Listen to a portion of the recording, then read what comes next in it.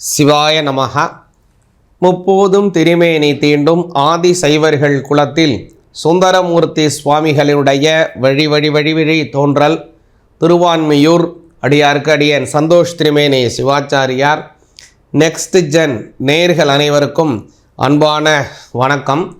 வரக்கூடிய அந்த விசுவாவசு வருடம் ஆனி மாதம் அருமையான மாதமாக அமையுது. இது கவனிச்சிங்க அப்படின்னா ஜூன் மாதம் 16ஆம் தேதியிலிருந்து ஜூன் மாதம் 15ஆம் தேதி 2025 ஜூலை மாதம் 16ஆம் தேதி 2025 வரை ஒரு மாத காலங்கள், இந்த 31 நாள் கவனிச்சிங்க அப்படின்னா இந்த ஆனி மாதம் வருதுங்க.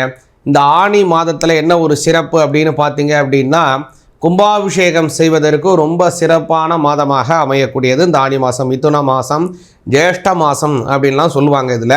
அதனால் இந்த ஆனி மாதம் கும்பாபிஷேகம் செய்வது, இறைவன் வழிபாடு செய்வது அப்படிங்கிறதுக்கெலாம் ரொம்ப அற்புதமான சிறப்பு. அதாவது நடராஜருக்கு பார்த்திங்கன்னா இந்த ஆனி மாதத்தில் தான் திருமஞ்சனம் நடக்கும். ஆனி திருமஞ்சனம் ரொம்ப சிறப்பு வாய்ந்தது. அதனால் இன்னொரு சிறப்பு என்னென்னு கேட்டிங்கன்னா, இந்த வரக்கூடிய இந்த விசுவாவசு வர ஆனி மாதத்தில் நிறைய சுபமுகூர்த்த தினங்கள் அமையுதுங்க. அதாவது ஜூன் மாதம் 27ஆம் தேதி வெள்ளிக்கிழமை, ஜூலை மாதம் 2ஆம் தேதி புதன்கிழமை, ஜூலை மாதம் 7ஆம் தேதி திங்கட்கிழமை, ஜூலை மாதம் 13ஆம் தேதி ஞாயிற்றுக்கிழமை, ஜூலை மாதம் 14ஆம் தேதி திங்கட்கிழமை, ஜூலை மாதம் 16ஆம் தேதி புதன்கிழமை, எல்லாமே சுப முகூர்த்த தினங்கள். அதனால் இந்த ஆனி மாதம் அப்படிங்கிறது திருமணத்தை செய்வதற்கு உகந்தமான மாதம். கிரகப்பிரவேசம் செய்வதை மட்டும் இதை கொஞ்சம் தவிர்ப்பது நல்லது. நம்ம பெரியவங்க எல்லாம் கவனிச்சிங்க அப்படின்னா இந்த ஆனி மாதமும் பங்குனி மாதமும் பெரும்பாலும் கிரகப்பிரவேசம் செய்ய மாட்டாங்க. ஆனால் இந்த 2 மாதத்தில் கல்யாணம் நடக்கும், கும்பாபிஷேகங்கள் நடக்கும், மற்ற சுபகாரியங்கள் எல்லாமே நடக்கும். ஆனால் இந்த வீடு கிரகப்பிரவேசம் செய்வதை மட்டும் நமது முன்னோர்கள் தவிர்ப்பார்கள். அதே போல் நம்ம இந்த மாதத்தை தவிர்ப்பது நல்லது. மற்ற விஷயங்கள் எல்லாத்துக்குமே இந்த மாதம் ரொம்ப ஏற்புடையதாக இருக்குதுங்க. அடுத்ததாக கவனிச்சிங்கன்னா, இந்த மாதத்தில் முக்கியமாக சொல்லணும் அப்படின்னா, அதாவது மேஷராசியிலே தான் சுக்கிர பகவான் சஞ்சாரத்தை ஆரம்பிக்கிறாரு. அதே மாதிரி மிதுன ராசியிலே சூரியன் புதன் குருவினுடைய சேர்க்கை முதல்ல இருக்குது. அதே போல் சிம்ம ராசியில் கவனிச்சிங்கன்னா செவ்வாய் கேதுவினுடைய சேர்க்கை இருக்குது. அதே மாதிரி கும்பராசியில் பார்த்திங்கன்னா சனி பகவானும் ராகு பகவானும் முழுவதுமாக போயிட்டுருக்காங்க இந்த மாதத்தில். அதனால் இந்த மாதம் ரொம்ப அருமையான மாதமாக இருக்குது. இந்த மாதத்தில் 3 விதமான கிரக பயிற்சிகள் இருக்குது. அதாவது ஜூன் மாதம் 22ஆம் தேதி கவனிச்சிங்கன்னா சுக்கிர பகவான் அவர் ரிஷபராசிக்கு மாறுறாரு. 29ஆம் தேதி பார்த்திங்கன்னா கடகராசிக்கு புத பகவான் வராரு. அதே போல் ஜூலை மாதம் 3ஆம் தேதி கடகத்தில் இருக்கக்கூடிய புத பகவான் வக்ரம் அடைகிறார். அதனால் இந்த விதம் 3 விதமான பிளானட்டரி பொசிஷன்கள் மாற்றங்கள் ஏற்படுது. இதன் மூலமாக இந்த மாதத்தில் உங்களுடைய ராசிக்கு என்ன பலன் கிடைக்குது, எந்த சாமியை கும்பிடணும், எந்த விதமான நன்மைகள் இருக்குது, எதிலெல்லாம் கவனமாக இருக்கணுங்கிறத விரிவாக பார்ப்போங்க. மிதுன ராசி ஆகிய உங்களுக்கு இந்த விசுவாவசு வருஷம் ஆனி மாதம் உண்டான பலன்களை கொஞ்சம் தெளிவாக கேளுங்க. முதல்ல கவனித்தேன் அப்படின்னா, இந்த வருஷத்தில் ரொம்ப ஒரு அற்புதமான விஷயம் மிதுன ராசிக்காரங்களுக்கு இருக்குது.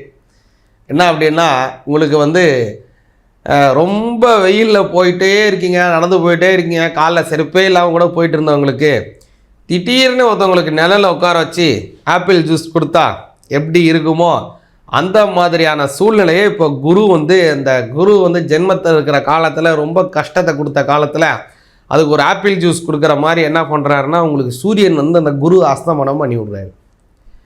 அதனால் என்ன ஆகுது அப்படின்னா, இந்த மாதம் முழுவதுமே சூரியன் உங்களுடைய ஜென்மஸ்தானத்தில் உட்கார்றாரு மிதுன ராசிக்கு. அதனால் மிதுன ராசிக்காரங்களுக்கு ரொம்ப நல்ல பலன் ஏற்படுது.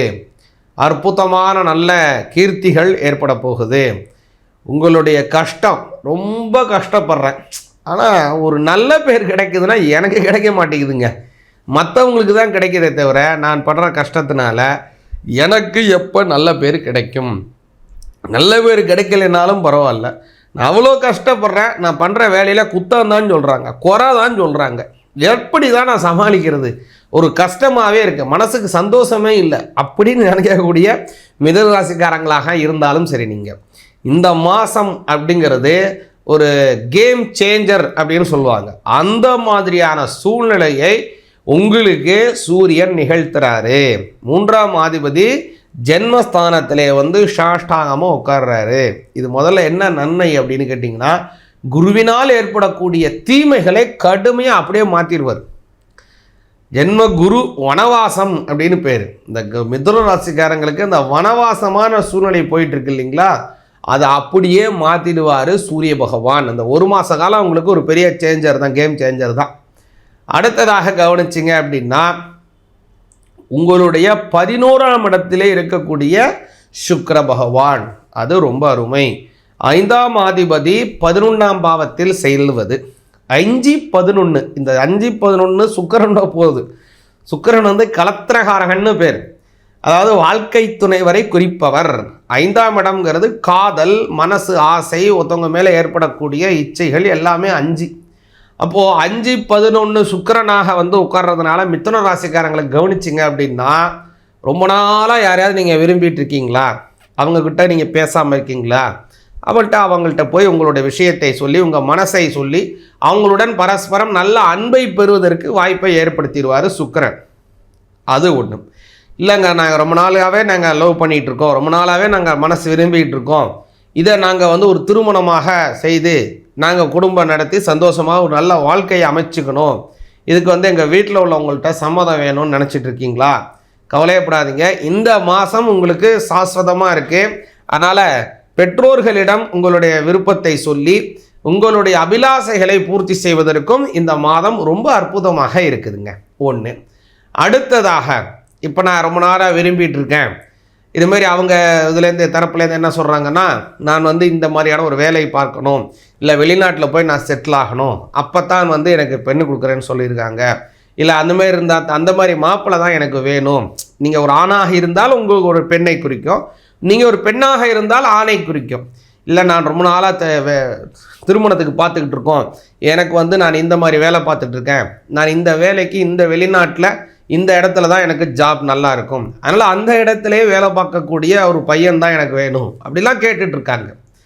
அப்படியெல்லாம் கூட விரும்பக்கூடிய மிதுன ராசிக்காரங்களாக நீங்கள் இருக்கீங்கன்னு வச்சுப்போம். உங்களுடைய விருப்பம் என்னவோ, உங்களுடைய மனசு விருப்பம் எப்படியோ, உங்களுடைய எதிர்கால வாழ்க்கை துணர் எப்படி வர வேண்டும் என்று நீங்கள் நினச்சி கொண்டு இருக்கீங்களோ அதை அப்படியே நிலைத்து வைத்து விட்டுருவார். இப்போது வந்து மிதுன ராசிக்காரங்களுக்கு யார் அப்படின்னா சுக்கிரன். 5ஆம் அதிபதி 11 போகிறார். உங்களுடைய அபிலாசைகள், உங்களுடைய வருங்கால எதிர்கால துணைவர் எப்படி இருக்கணும்னு அப்படின்னு நினைக்கிறீங்களோ அதே மாதிரியே நீங்கள் மனசில் சங்கல்பம் செய்வதுபடியாகவே ஒரு நல்ல வாழ்க்கை துணர் உங்களுக்கு வரப்போகிறாரு மிதுன ராசிக்காரங்களுக்கு. அடுத்ததாக கவனிச்சிங்க அப்படின்னா, 3ஆம் இடத்திலே இருக்கக்கூடிய செவ்வாய் கேது. இந்த 3ஆம் இடத்துல வந்து செவ்வாய் கேது வலிமையானாலே என்ன ஆகும் அப்படின்னா, தேவையற்ற மன சஞ்சலங்கள் ஏற்படும், உங்களுக்கு தேவையற்ற சஞ்சலங்கள் ஏற்படும். அதனால் அடிக்கடி ஒரு முடிவை மாற்றி கொண்டே இருக்க வேண்டிய சூழ்நிலை ஏற்படுது உங்களுக்கு. அதனால் வந்து மன சஞ்சலத்தை தவிர்த்துருங்க. சஞ்சலம், சபலங்கள், சந்தேகங்கள் இது எல்லாம் கொஞ்சம் அப்படியே ஒதுக்கிடுங்க. எல்லா விஷயத்தையும் கொஞ்சம் ஒதுக்கிட்டு இதுதான் அப்படின்னு சாஸ்வதத்தை நம்புங்க. அதுக்கு என்ன செய்யணும் அப்படின்னா, பிள்ளையார வழிபாடு பண்ணணும். கேது பகவான் 3ல் இருக்கார்ல, உங்களுடைய மனசிலே சில விநாசத்தை, உத்வேஷத்தை, சந்தேகம், சங்கல்பம், அதுமாரி இந்த மாதிரி சஃபலங்கள், இந்த மாதிரியான சில விஷயங்கள் ஏற்பட்டுக்கிட்டே இருக்கும், சஞ்சலம்லாம் ஏற்படும். அதனால் என்ன செய்யணும் அப்படின்னு கேட்டிங்கன்னா, பிள்ளையாரை கும்பிடுங்க. எல்லாமே தீர்ந்து சாஸ்வதமானது உங்களுக்கு நல்லது கிடைக்கும், நல்ல அமைதி கிடைக்கும் உங்களுக்கு. மிதுன ராசிக்காரங்களுக்கு மனசு சந்தோஷம் கிடைக்கும். அதனால் நீங்கள் ஒரு செஞ்சுட்டு இருக்கும்போதே நம்ம இதை அப்படி பண்ணியிருக்கலாமே, அப்படி பண்ணியிருந்தால் அது அப்படி போயிருக்குமே, நம்ம மாற்றி செஞ்சிட்டோமே அப்படிங்கிற அந்த ஒரு சப்பலங்கள்லாம் இருக்கு இல்லையா, எல்லாத்தையுமே போக்கிடுவார். இதுதான்ப்பா தெய்வ சங்கல்பம், இப்படித்தான் இதை செய்யணும், இதுக்கு தான் இது நடக்குது, இதுதான் நல்லது, இதைத்தான் நமக்கு எதிர்காலத்துக்கும் தேவை, இதுதான் நம்மளுடைய குழந்தைகளுக்கும் நல்ல வரமாக அமைய போதுங்கிற ஒரு சாஸ்வதமான ஒரு சூழ்நிலையை உங்களுக்கு உருவாக்க போகிறாரு இந்த 3ஆம் இடத்துல இருக்கக்கூடிய செவ்வாய் கேது. அந்த கேதுவினுடைய காரக தெய்வமாக இருக்கக்கூடிய பிள்ளையார், அந்த பிள்ளையாரை நீங்கள் வழிபாடு செஞ்சீங்கன்னா இதெல்லாம் நடக்கும். அடுத்ததாக கவனிச்சிங்கன்னா 9ஆம் இடம். அந்த 9ஆம் இடத்துல 2 கிரகங்களினுடைய சேர்க்கை இருக்குது. பொதுவாக 9ஆம் இடம் ரொம்ப நல்ல இடம். சனி பகவான் இருக்கார், அதே இடத்துல ராகு பகவானும் இருக்கார். இந்த மாதம் முழுவதுமே 2 பேரும் சேர்ந்து தான் இருக்காங்க. சரி, இந்த 9ஆம் இடத்துல இருக்கிறதுனால என்ன நன்மை அப்படின்னு கேட்டிங்கன்னா, மிதுன ராசிக்காரங்களுக்கு பூர்வீக சொத்துக்கள் வரும். பூர்வீக சொத்து ரொம்ப நாளாக வராமல் இருந்தால் கூட முயற்சி பண்ணுங்கள், கண்டிப்பாக கிடைக்கும். இல்லைன்னா அதன் மூலமாக ஒரு பெரிய ஆதாயம் உங்களுக்கு ஏற்பட போகுதுங்க. மிதுன ராசிக்காரங்களுக்கு ரொம்ப நல்ல பலன்கள் இருக்குது. முன் சொன்ன மாதிரி இந்த மாதத்தில் பிள்ளையாரை கும்பிடுங்க. பிள்ளையாருக்கு உகந்த சங்கடஹர சதுர்த்தி வருதுங்க.